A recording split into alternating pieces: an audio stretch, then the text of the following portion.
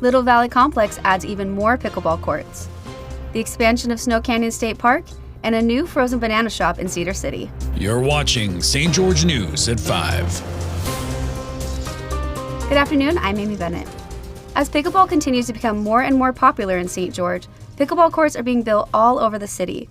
Maury Kessler has more on the expansion of pickleball and the new addition to the Little Valley Complex.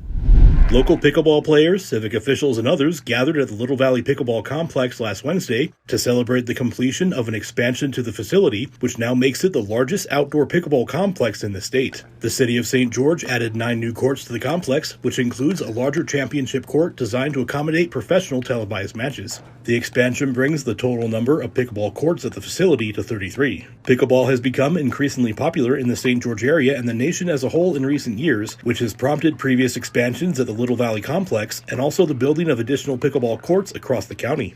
Shane Moore, St. George's Parks and Community Services Director, spoke more about the event and the facility's expansion. This has been incredible for the city of St. George and our quality of life down here. We actually opened up 9 new courts at our Little Valley Pickleball facility, making it the largest outdoor facility in the state. Here. We have such a demand for pickleball. It's probably the most requested amenity that our department gets. Everybody wants more pickleball courts. And you come here on any afternoon and these courts are already crowded, so this is just great. It's just filling the need, and it also is a big tourism draw. We have 4 or 5 tournaments that the city puts on, and plus we have the PPA that comes down, the Pro Pickleball Association, and they put on a major tournament in April. So it's great. We have a lot of interest and a lot of economic impact with these facilities. Thanks, Maury. In a recent Ivins City Council meeting, it was decided that the Snow Canyon State Park will be expanding thanks to the donation of a portion of Snow Canyon Drive. Here's Chris Reed with more on the growth of this local state park. The southern entry into Snow Canyon State Park is moving a little further south. Culminating a process that began more than 3 years ago, the Ivins City Council on Thursday unanimously approved the donation of about 400 yards of Snow Canyon Drive from the Vermilion Cliffs to the existing entry gate to the park. This will allow for a new, larger southern entry gate that will have 2 lanes, including a fast pass lane for annual park holders. The park has been looking for some time to creating the larger gate to help alleviate the traffic jams into the park on busy days. Thanks, Chris. The bald eagle has been the national bird of the United States since 1782, and on Friday, the Utah Division of Wildlife Resources invited the community to view these beautiful birds. Here's Alicia Lundgren with more on the event. Last Friday, Southern Utahns braved cold, rainy weather to get a peek at some of America's most iconic birds, bald eagles. The event was held by the Utah Division of Wildlife Resources at Iron County's Rush Lake. Attendees peered through binoculars, scopes, and cameras, spotting kestrels, bald eagles, and ravens. The ravens appeared to pester the larger raptors, prompting curiosity and laughter from onlookers. In the middle of the event, the clouds parted, giving way to a rainbow and some sunshine. Thanks, Alicia. Anna Radiance is a local artist who moved from Colorado City and creates captivating murals that are featured throughout St. George. Here's Jessie Bang with more on her amazing art.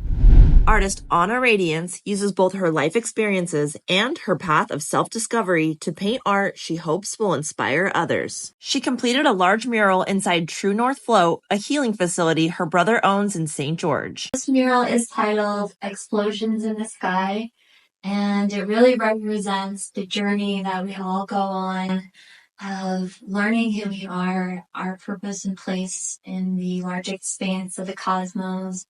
And as we go on that journey, how can we release the layers and the parts of us that are not true to our essence, our authenticity? Her work can be seen throughout the facility, as well as the neighboring coffee shop, Cafe Elevado. Thanks, Jessie. 2 siblings who are attending Southern Utah University are taking a swing at the frozen dessert industry with their new shop, Dippers. Jeff Richards has more on how this store came to be. Dippers, a new business in Cedar City that sells frozen bananas dipped in chocolate, had its official grand opening on Tuesday. The business is the brainchild of siblings Ian and Olivia Small, both of whom are full-time students in nearby SUU. They first started selling the sweet treats at a local farmers market and other events last summer. Now they've moved their operation into a newly renovated building at 18 North and 100 West.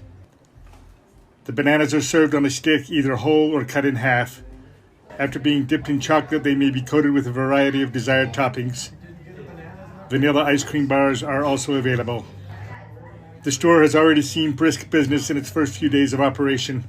The Smalls say they appreciate the positive feedback and support and look forward to serving many more customers. Thanks, Jeff. And now over to Aaron Crane to give us a breakdown of what happened this past week in sports. Thanks, Amy. In Region 9 boys basketball, Snow Canyon snags a big win over Pineview, 69-53. Owen Mackey finished with 38 points for the Warriors, and they are now sitting at number 2 in the region, just behind Dixie. Crimson Cliffs beat Cedar at home 68-51. Sophomore McKay Lindquist had a breakout game, hitting 6 3-pointers and led the game in scoring with 25 points. And Desert Hills beat Hurricanes 65-60.